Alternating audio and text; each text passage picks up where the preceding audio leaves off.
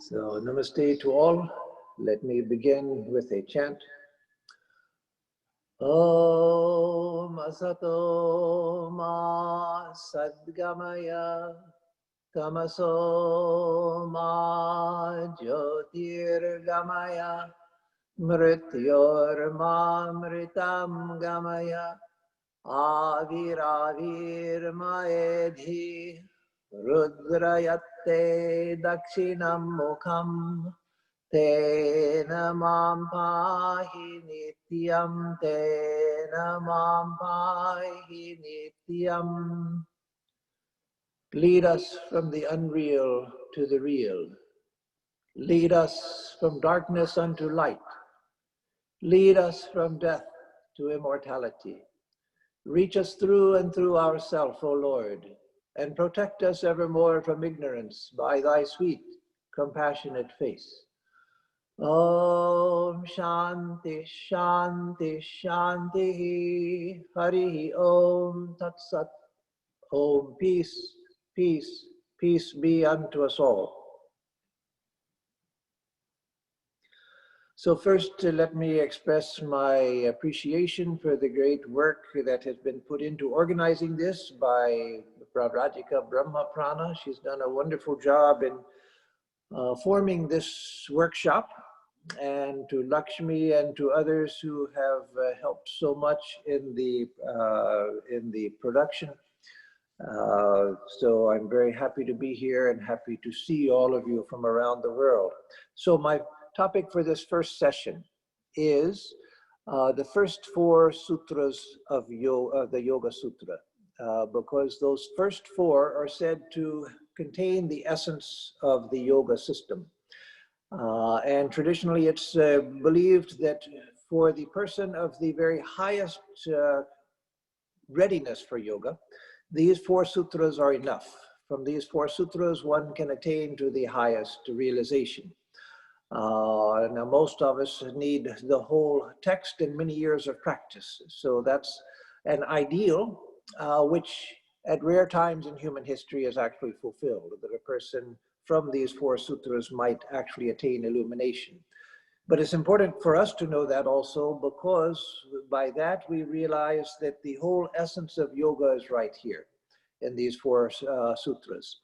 And so if we understand them well, even though we may not be fitted, we may not be capable of going from that knowledge to the ultimate enlightenment, we can at least understand the essence of things. And then as we study more of yoga, it sort of fits into that container.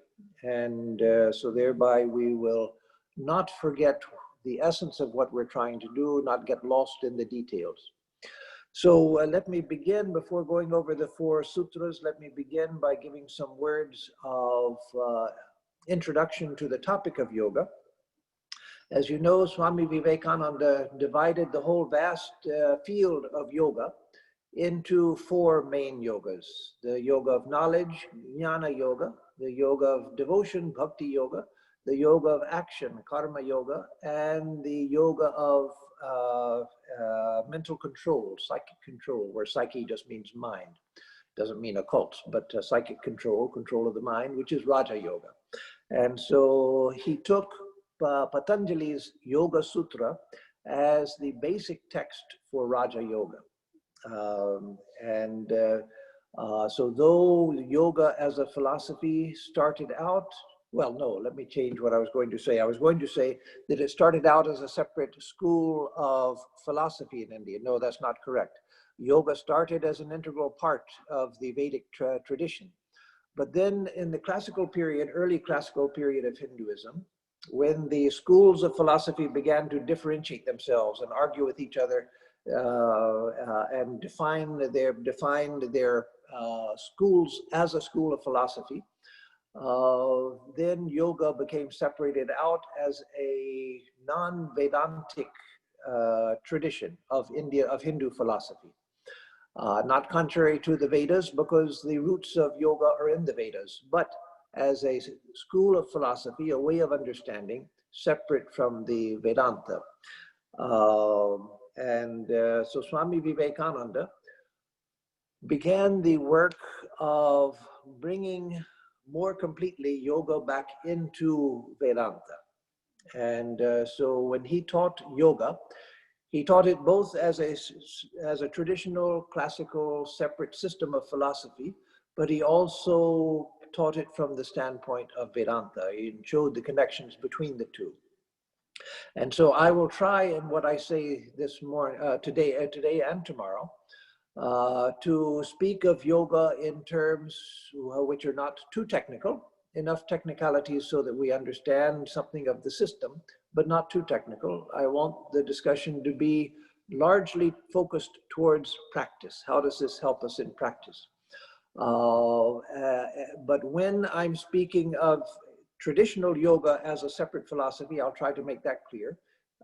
And otherwise, when I'm speaking, it's just the nature of the mind, which is not dependent on a school of philosophy. So by way of introduction, let me also say that the yoga system, like all of Indian philosophy, is highly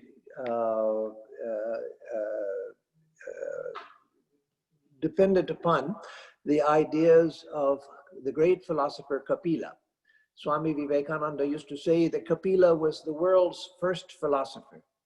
So what does that mean, to be the first philosopher of the world? To look at this world from a philosophical standpoint. Philosophy looks at things from the standpoint of universal principles. It doesn't look at the world from the standpoint of story. Who made this world and how did they make it and where did they come from and when did they make it and so forth. It looks at what is the nature of the world, analyzes our experience and tries to come up an explanation for the world and for our experience of the world from the nature of the experience itself. That is, not looking for some outside authority. Like the Vedas say this, and therefore this is what happened. Or the Vedas say that, therefore this is the way things are. No, what is the universe? What is my experience of the universe? Who am I? In terms that don't refer to some story, don't refer to some scripture, just in terms of the experience itself. And that's what modern science does. Modern science came as a revolution in Europe, though all cultures from the earliest times had science, because everyone was trying to understand what this world that we experience is. But modern science began in Europe as something of a revolution, because until that time in Europe, Christian Europe, they had looked at the world through the eyes of the Bible. What does the Bible say about the creation of the world? But science said, no, what do we see? What is it actually here? Let me analyze this. Let me not look at the Bible and see what the Bible says about this. Let me just look at this and see how it works. Like if you're trying, like as a kid, some of us used to love to take things apart, like our mother's vacuum cleaner or the lawnmower or something. You weren't looking to the Bible to see what does the Bible say about how a lawnmower is made. No, you look at the lawnmower and figure out how it's constructed in its own terms. Take it apart, put it back together again, hopefully. And so the same with science. And so yoga is the science of the mind. So it's highly dependent upon the ideas of Kapila, the great philosopher, who was the first one who looked at the whole universe from that standpoint. And I won't go into the details of Sankhya philosophy. The one thing I want to say about Kapila, that is the two things that are most important. One is what I just said, that he looked at the universe and tried to understand it in its own terms. How does this that I see work? And the other thing is that he was the first to discover consciousness, the nature of pure consciousness.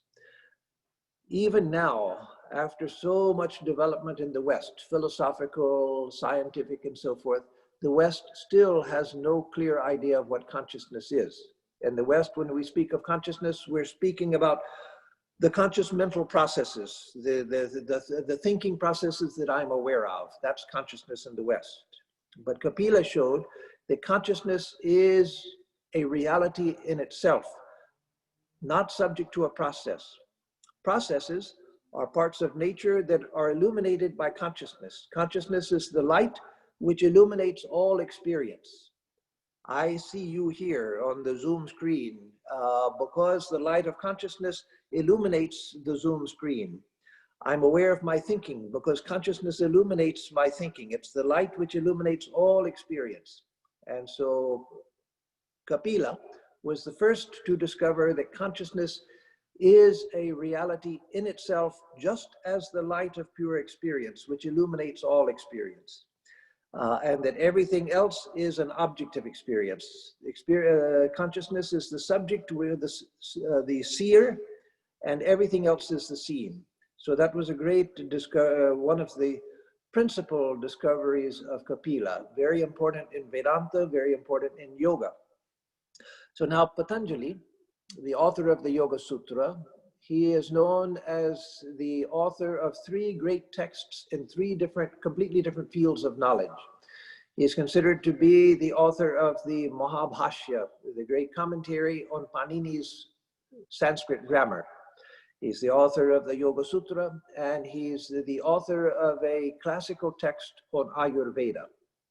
Now, so many Western scholars say that, well, no, those must be 3 different Patanjalis. And that's possible. Who knows? We don't have historic records to closely tie them together. But it's not impossible that the same great Patanjali was an expert in all 3 fields of knowledge. And so there's no good reason for saying he could not have been the author of these 3 great texts. But today, of course, we're concerned with his Yoga Sutra. And so coming to the Yoga Sutra, Swami Vivekananda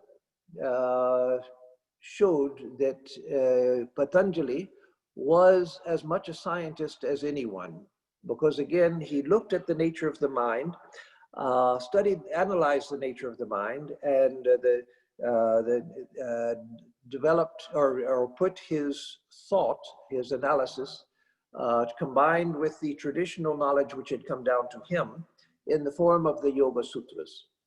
And so one of the great things about the Yoga Sutra is that it discovers and it discusses the nature of the mind and experience, internal as well as external experience. It analyzes this from the standpoint of principle so that it's not necessarily tied to a particular tradition. Now, gravity, the fact of gravitation, the principle of gravity, whether you are a Christian, a Muslim, a Buddhist, a Hindu, a Native American, it doesn't matter. The principle of gravity is there. It's something that is a principle independent of a tradition. And so Patanjali also looked at the mind in terms of its inherent structures. And so that's the great thing about the Yoga Sutra, is that a person of any tradition can learn about the structures of consciousness, the structures of the mind, the structures of experience, and understand it. Because the mind is common among all human beings. We don't know exactly how a dog thinks. We don't know exactly how an ant thinks or a spider. But we know human consciousness because all of us share it. And so that shared experience of mentality, that shared experience of mentation, that can be analyzed and put in terms that anyone, anywhere of any tradition can understand. So that is the reason why we study the Yoga Sutras. So now let me come to the 4 sutras. And these will serve as the basis for everything else in the study of Raja Yoga. So the first sutra of Patanjali, he begins by saying, Atha Yoganushasanam. Atha Yoga Anushasanam. That means now for the study of yoga. So that's pretty simple. It just says, okay, now we're going to study yoga. So you would think that, okay, now let's get into the study. But the commentators, because this is what commentators do, they explain every word and the significance of every word. And so I won't go through this as a commentator in that kind of detail. There wouldn't be time for that. And again, I want our main emphasis to be on things we can learn that will help us in practice, in our practice. So now for the study of yoga, in general, that is said to mean that now, what does now mean? It means that now that you have come to the point where you are seeking liberation, we will take up the study of yoga. And so traditional commentators, of course, they said all of the things you had to fulfill before you could be ready for the study of yoga. Nowadays, all fields of knowledge are open to everyone. And so we don't need to find out if you are qualified for the study of yoga before we begin to talk to you about yoga. No, anyone can listen. But the idea is that even if you have signed on to this Zoom session, this workshop that we're having, it means that there's at least some seed of interest in spirituality. And that is enough to begin the study of yoga. The fact that you want to know what yoga is a sign that you are ready to begin the study of yoga. So yes, there are all kinds of other disciplines and purifications and all of that take place through the process of yoga.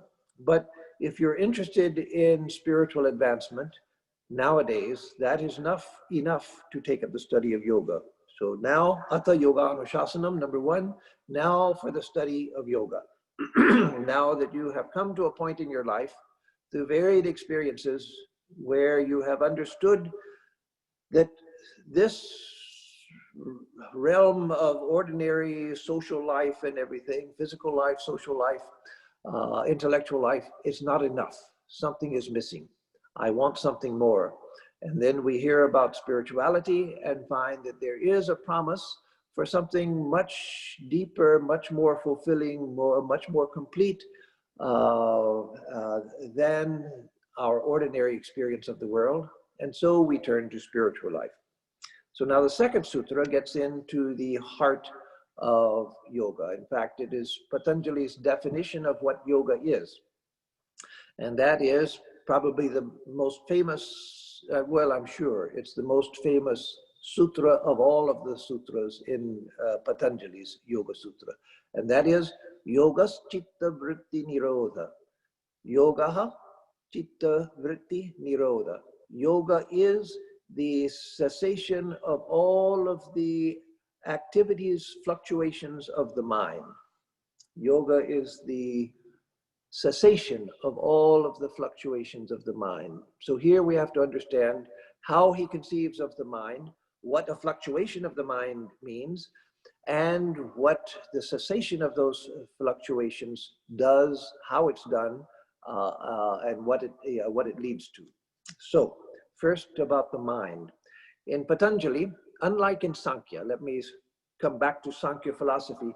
Yoga and Sankhya form a pair of philosophies which are very closely related. There are differences, and that's why one is yoga and one is Sankhya, but they're very closely related. And Sankhya philosophy is really an analysis of all of our experience in terms of principle, not in terms of story or terms of tradition or whatever, but in terms of principle. What is our experience? How do we experience? And so they analyze the mind into different aspects of mind. Patanjali doesn't do that. He's not interested in that. He speaks in terms mainly of the citta. Sometimes he talks about asmita, the sense of I-ness also, but usually he speaks just in terms of citta, which you'll find in Swami Vivekananda's Raja Yoga is called the mind stuff, or is translated as mind stuff. Now that may be inelegant, but it's a very good way of expressing what he means by citta. That is, citta is the totality of mind. Again, Patanjali is not concerned about dividing it into different functions of the mind.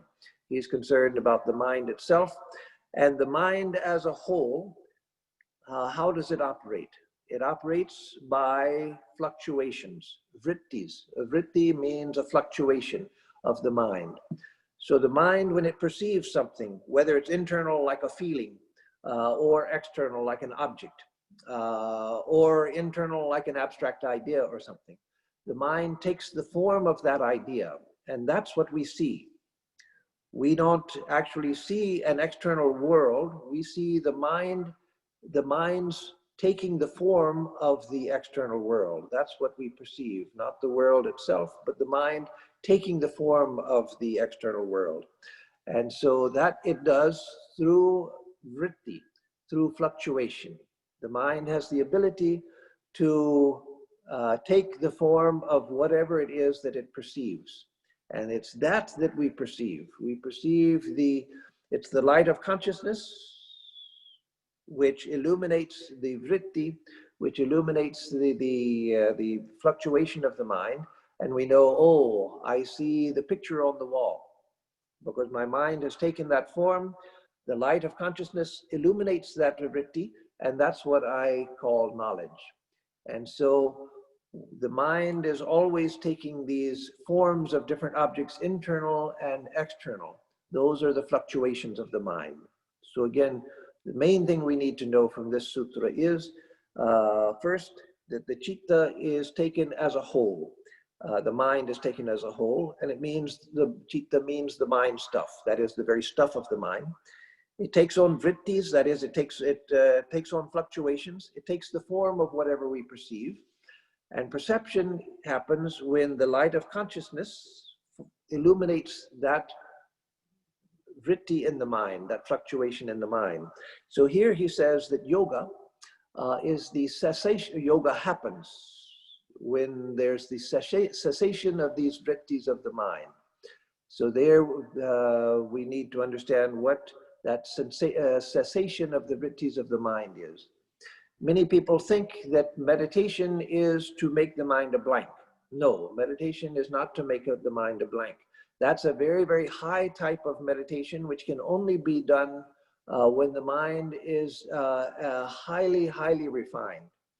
Before that, the mind has to have an object. And so the mind takes an object of meditation and tries to stay with that one object. But there comes a time when we can remove the waves of the mind, and then the light of consciousness itself shines in its own glory. And that brings us to the third sutra, Tada drashtu swarupe vasthanam. Tada, at that time, drashtuhu, of the seer, that is the pure consciousness, that which I really am, swarupe avasthanam. It remains in its own state, or in its own glory, you can say. So, tada drashtu swarupe avasthanam, it remains in its true nature. So, when the mind becomes perfectly calm, the waves of the mind have ceased, the fluctuations of the mind have ceased, then the nature of who I really am, the self, the Atman in Vedanta, the Purusha in Yoga and Sankhya, then that is perceived as it is. So the purpose of yoga is eventually to bring the mind to a stop so that consciousness shines in its own glory. Right now, I'm aware only of the fluctuations of my mind. I see you, I hear my own voice right now, or if you speak to me, I hear your voice, I see the world around me. All of that is the perception of the fluctuations of the mind illuminated by consciousness. But when those fluctuations cease and the mind becomes perfectly pure and quiescent, then there's nothing but the light of consciousness. And at that time, I can perceive the difference between the light of consciousness and the mind. So yoga and Sankhya philosophy both are dualistic systems. They believe not in the sense of devotional dualism, which is different, where I'm separate from God. No, not that kind of dualism. But yoga and Sankhya are dualistic because they are based on the idea that there is consciousness and everything that is not consciousness, which they call Prakriti and the evolutes of Prakriti, things that come out of or manifestations of Prakriti. So you have in Sankhya and Yoga both, you have the Purusha, which is pure consciousness, the light of pure experience, which illuminates everything that I experience, and the objects of experience, the things that I experience. In Yoga, Sankhya, and Vedanta here. Vedanta is not dualistic. So what I said about the two, the separation, the ultimate separation of the two, that's not present in Vedanta. But all three share, Vedanta, Yoga, and Sankhya. They share the idea that consciousness is reality in itself, and everything that can be perceived, that is, anything that can be objectified, that is what is meant by nature. So in the modern West, when we talk about, in English, when we speak about nature, we generally mean going out into the forest. Human beings create artificial environments, but nature is that which is untouched by human beings. That's not at all what Vedanta, Yoga, or Sankhya means by nature. For us, nature means everything that can be experienced. So the outer world I experience, that's an object of my experience. So that is part of nature. My own physical body is part of nature because I experience it as an object. My feelings, my memories, my thoughts, I experience those also. They can be objectified. I can see my thoughts. I can feel my emotions. I can call up all kinds of memories. The older I get, the less I can call up, but I can still call up some. So all of that also is objective. That is an object of my experience. And so all of that is nature. The external world, my physical body, my internal perceptions, my thoughts, my feelings, all of that is part of nature, that which I observe. What allows me to observe? Consciousness itself, which we can think of as the light of experience itself, the light which illuminates all experience, but it also illuminates itself. It's self-luminous, like the sun. If you go to the sun and you try to inspect the sun, you don't need a flashlight to find it. The sun illuminates itself. It illuminates everything here on earth, but it also illuminates itself. And so it is self-luminous. You don't need another light to illuminate the sun. And so the self is self-luminous. It illuminates itself, not as an object, but as the light of consciousness. We know that we are conscious, and it illuminates everything else.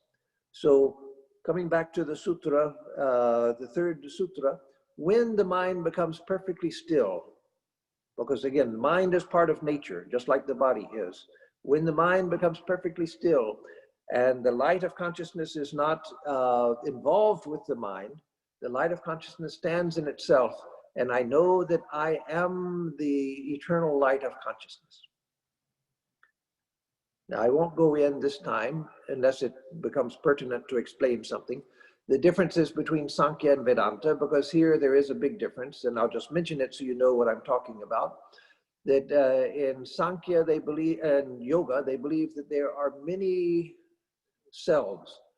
I am the pure light of consciousness, but you also are a pure light of consciousness, separate from my pure light of consciousness.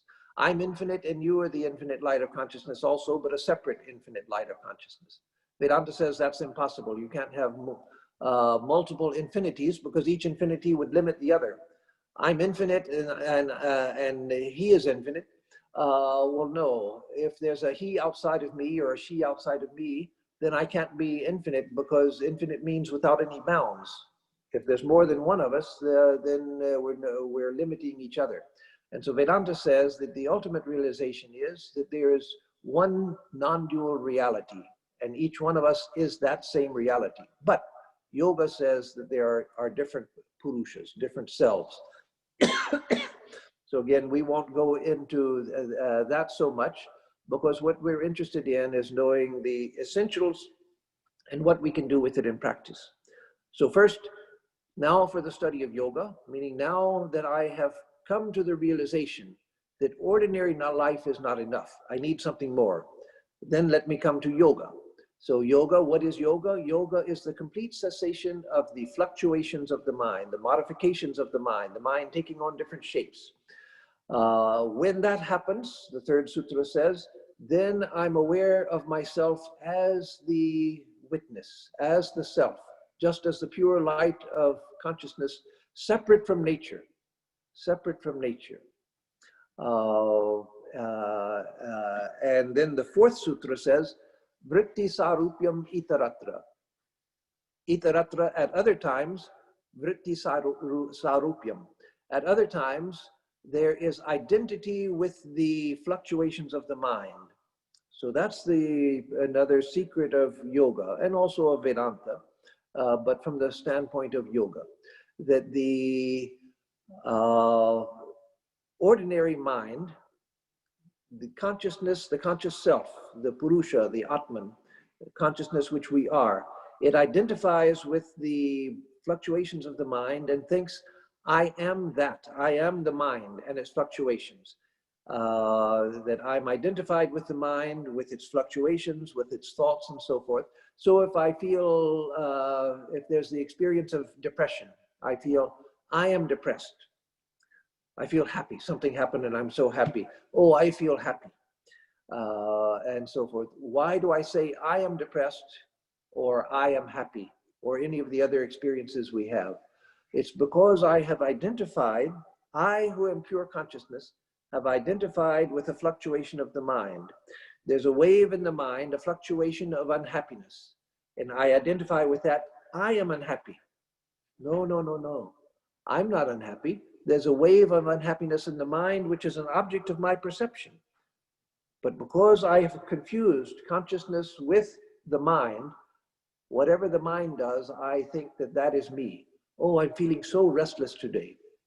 No, I'm not feeling restless today. I, as the light of pure awareness, am illuminating a state of restlessness in the mind. The mind is jumping around, feeling antsy, feeling anxious, feeling excited, whatever it is that's causing my fluctuations. That's in the mind, that's not me. And so all of our trouble comes from this, the identification of consciousness with the mind, through the mind, with the body. So I say that, oh, I'm feeling sick.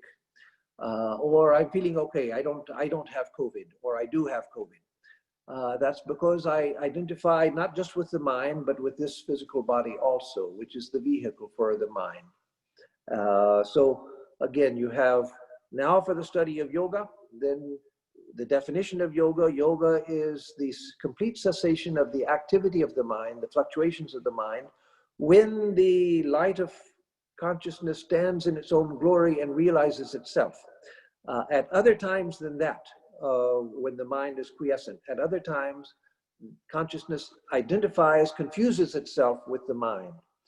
And so that is the state of psychology and thinking about mind and consciousness in the West, and that has been the idea, even with all of our advances in modern psychology, which are wonderful, which are great advances in clinical psychology and so forth.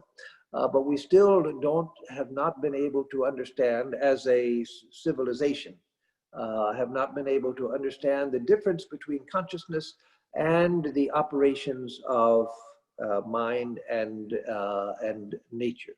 So yoga points to that. So yoga comes from the root yuj, which has various meanings. And so usually we say that yoga means union. So union is not proper for the study of Raja Yoga. It is for the study of other yogas, but not for the study of, not for the field of Raja Yoga, because in Raja Yoga, we're not trying to unite ourselves with the true self. We are the true self. We're trying to disunite ourselves from the ignorant identification with the mind and body, and to know ourselves as the light of pure awareness, which is unaffected by anything, which is infinite in its reality, and all knowing, all blissful, all perfection is there. And so yoga in Raja Yoga, Patanjali's yoga, it comes from the same root as yoga, meaning union, which we use in other yogas. But here, the root yuj is taken in its sense of concentration. Yuj also has the sense of concentration, or it also has the sense of practice. And so it can be in either sense, that yoga is a practice for perfecting the mind, or yoga is the state of samadhi. That is, when the mind is perfectly concentrated, which leads to the state where the mind becomes perfectly quiescent, and then the realization of the self happens. So those are the four sutras. And of course, for us, that's not enough. We need to know something, or how do I get there? How do I practice? Theoretically, in the very highest type of mind, a person of the very highest, most purified mind, knowing that is enough for them to see the truth of it, and to for the mind to become completely quiet and to realize the highest truth. But such people are very rare in historic terms. And so almost everybody, we can assume that we need the rest of the study of yoga. So that is just the introduction. And in the coming sessions, I will talk about the practices that come. But the next session I will speak, the next session that I have, next after the question and answers will come Swami Atmarupananda. But my next session will be about the nature of mind, so that we understand what it is we're controlling. So I'll end this session on the note of saying again that Raja Yoga is the science of mind, and how to perfect the mind so that I can perceive the truth. Because if all experience comes through the mind, then if I don't have a proper instrument, if I haven't trained the mind properly, how can I have the correct experience?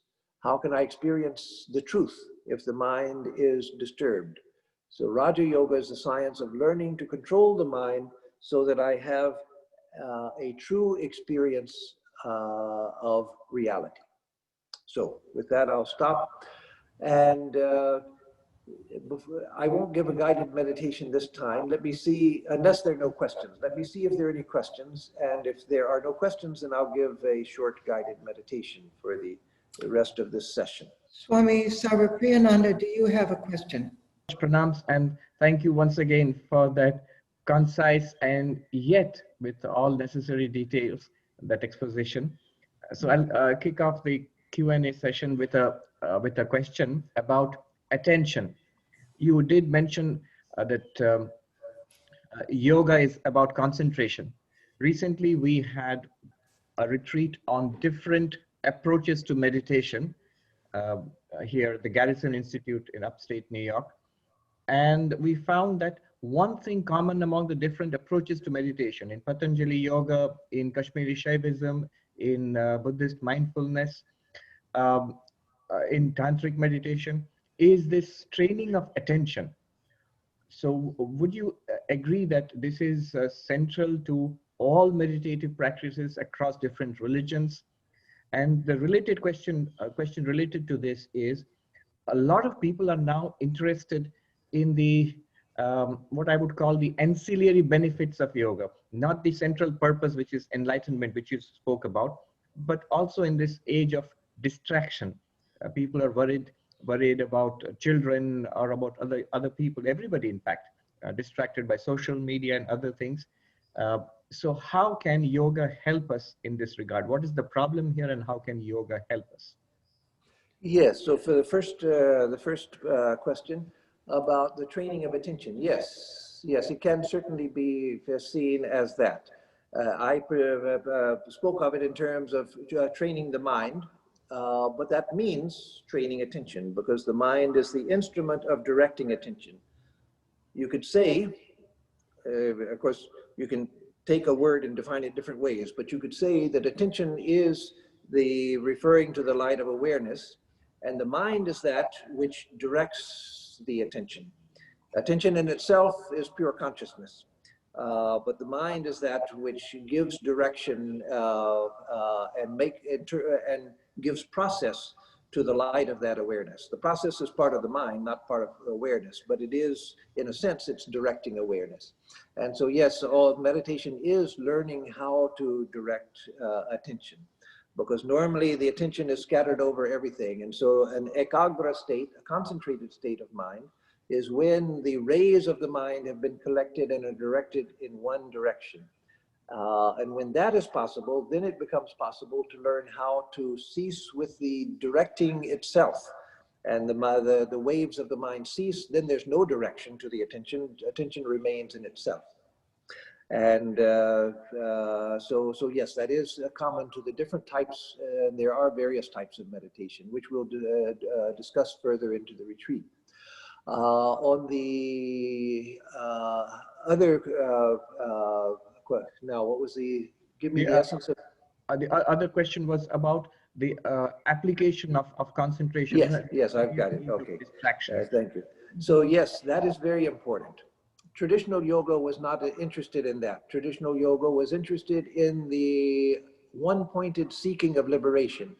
And one was taught to forget everything else, just to focus on that one thing, because that takes a lifetime or lifetimes of effort in order to attain liberation. So the first thing you have to do is forget all other purposes in life, all other aims in life, just focus on attaining liberation. But Swami Vivekananda, he was the first in modern times to take the pursuit of spirituality and show that it has practical implications for everyday life for ordinary people. And so therefore, in terms of non-dual knowledge, he said this knowledge of Advaita, this knowledge of non-dualism, it'll help a fisherman be a better fisherman, a lawyer a better lawyer, a student a better student, a farmer a better farmer. And eventually it will help them to realize the higher self. So he wasn't saying it will turn a fisherman right now into a realized soul because he has to give up fishing and all of that. No, it will make a fisherman a better fisherman and eventually help him to realize the highest goal, but help him to be a better fisherman right now in the here and now. Even if he's not interested yet into attaining the highest goal, it will help him in what he's doing. So that's an extremely important part of our work, which is only beginning to be developed.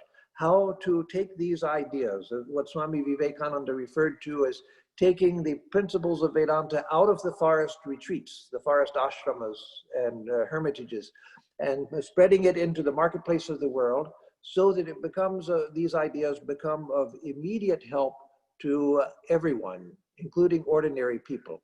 So that many people, many of our people, many of other spiritual groups, Hindu and Buddhist alike, are concerned with the watering down of the principles so that people are using meditation just for stress reduction, just for becoming more successful in their work and so forth. I don't see that as a problem as long as there is at least a body of people who which knows the ultimate purpose of this tradition and keeps that alive. Let people use what they can of these practices to help them in their daily lives. If all they want is stress reduction, good. If we can help with that, good, do that. And actually we find that many people who go to the study of yoga just for health benefits, they just want to be more limber, they want to feel better, that's all they're interested in. But after doing yoga for some time, then some of those people begin to ask their yoga instructors, you know, is there something deeper? Where further can I go with this? What is the tradition out of which it came?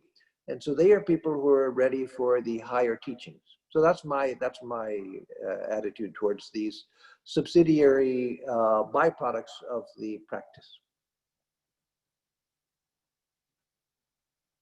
So any other questions? I have one question on chat I'd like to share with you, and it may be a good follow-up for this one. Swami says, I can experience the difference between mind and consciousness. Didn't he objectify the consciousness by saying so? That feels like there is a third entity observing the mind and the consciousness. A very good question. Someone is philosophically astute. That is the problem with the language. It's not the problem with the truth that's trying to be expressed. It's the problem with language. I can speak about Brahman as a thing. Brahman is the one thing that is not a thing, the one thing which cannot be objectified. But by talking about it, I'm objectifying it. I'm making it a concept. I'm putting it out there. I'm talking about Brahman, just like I might talk about an elephant or a pumpkin or an apple or something. So Brahman is one more object I'm talking about. That's because of the nature of language. Language is by nature dualistic, and language is by nature objectifying. So Sri Ramakrishna used to say that Brahman is the only thing which is not uchishta. That's a Sanskrit term, which is also used in Bengali to mean something which has been touched with the mouth. In traditional India, anything which is touched, which touches the mouth becomes impure. Not for me, of course, because I have to eat to my own mouth. But if I touch something to my mouth and then give it to you to eat or even to hold, then that's considered an insult because I have made it uchishta, impure. So Sri Ramakrishna said, the only thing which is not uchishta is Brahman. That is, the only thing which is not touched by the, which cannot be touched by the tongue is Brahman, because Brahman is beyond all conceptualization. If you realize Brahman, you won't find a signboard saying Brahman. The word Brahman doesn't reach Brahman.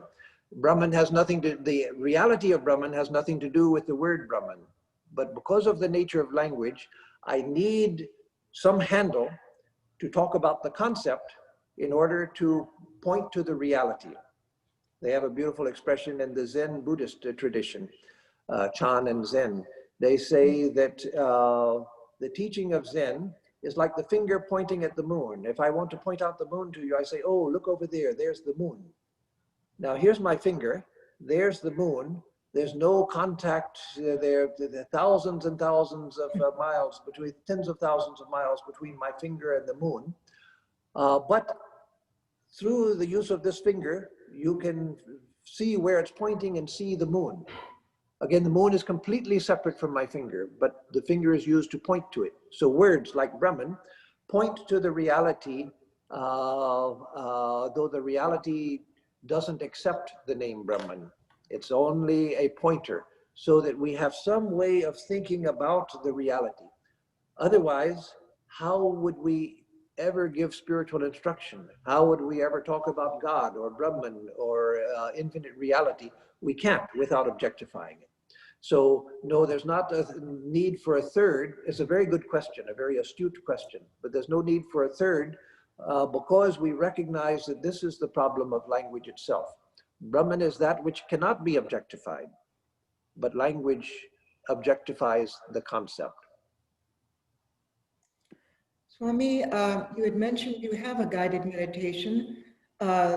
You can either do that or take more questions. We leave it up to you. Okay, well, let's do a brief guided meditation, and I will do more in the course of the retreat, and all of them will sort of begin in the same way. So right now, because I've taken part of the time for question and answers, I will just do a very brief guided meditation, the first step that we take. Normally, this is just a step for going further with the meditation, but today it'll be the meditation itself. And it's basically sending out thoughts of goodwill towards everyone in the world. And let me explain the purpose of that, how it's tied to meditation, and then we'll jump in.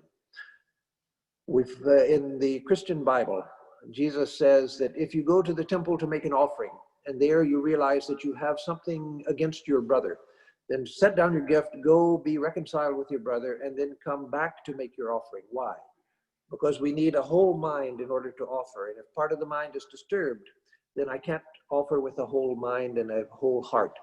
So learning to establish the right relationship with the world around me and other people is essential to gaining wholeness of mind so that I can devote the whole thing to realization. So just listen to the instruction, try the best you can to do what I ask you, and it'll be very simple and short, and we'll proceed in that way. So much as Mataji said, sit with your head, neck, and shoulders erect, but not tense. We have to learn to sit erect, but in a relaxed way when we sit erect. Either with your legs crossed if you're on the floor or on a sofa or something, or with the sitting in chair posture is fine also. But just steady your posture.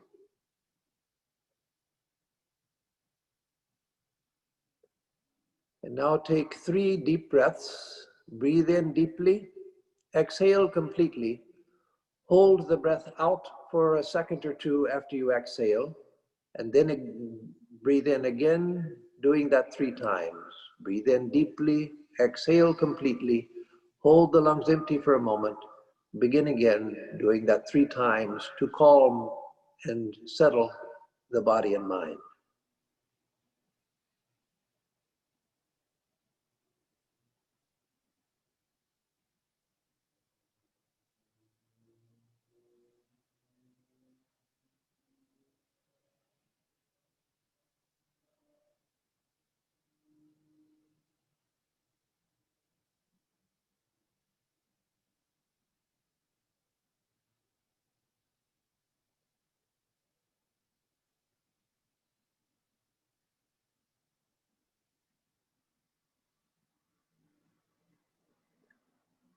And now let us use the breath as a vehicle for sending out thoughts of goodwill towards all beings, remembering that in the welfare of others lies our own true welfare, and that in the sense of separation from others lies our fundamental ignorance.